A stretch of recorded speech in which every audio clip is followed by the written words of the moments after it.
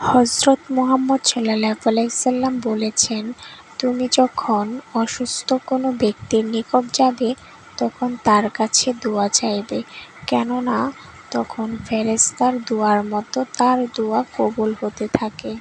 তিনি আরও বলেছেন, যে ব্যক্তি প্রত্যেক ফরজ নামাজের পরে আয়াতুল কুরসি পড়বে তার মৃত্যু ছাড়া জান্নাতে প্রবেশ করতে কোনো কিছু বাধা হয়ে দাঁড়াতে পারবে না।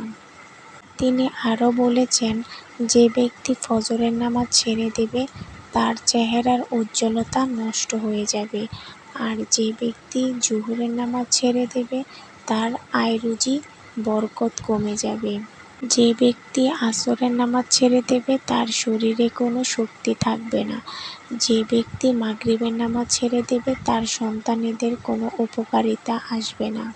আর যে ব্যক্তি এশার নামাজ ছেড়ে দেবে তার নিদ্রার তৃপ্তি নষ্ট হয়ে যাবে।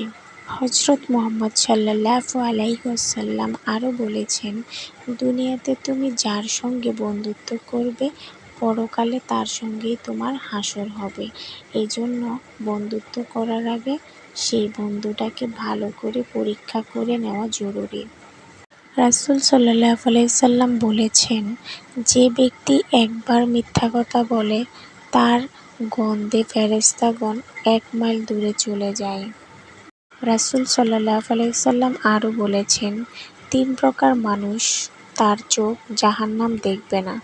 এক হচ্ছে যারা আল্লাহর পথে পাহারা দেন, দ্বিতীয়ত হচ্ছে যারা আল্লাহর ভয়ে কাঁদে, আর তৃতীয়ত হচ্ছে যারা গায়ের মাহরাম নারীকে দেখে চোখ নিচু করে তাকিয়ে থাকে, নারীদের চোখে চোখ রেখে তাকায় না, তারাই হচ্ছে কখনো জাহান্নাম দেখতে পাবে না।